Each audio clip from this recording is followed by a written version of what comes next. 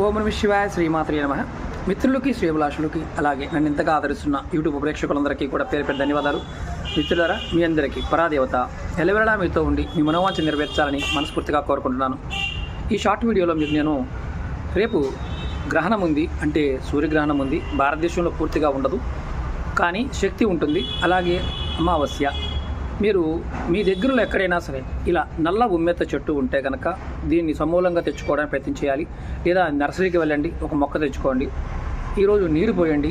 తర్వాత రేపు ఉదయాన్నే చెట్టు దగ్గర ఆవు నెయ్యితో దీపం వెలిగించండి.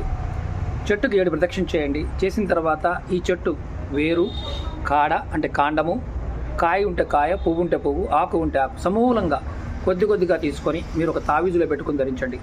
మీకు అత్యంత ధనయోగం కలుగుతుంది. జనాకర్షణ, ఆకర్షణ, సభాకర్షణ, వాక్కు ఇవన్నీ వస్తాయి. భూత ప్రేత పిశాచాల నుంచి కూడా రక్షణ.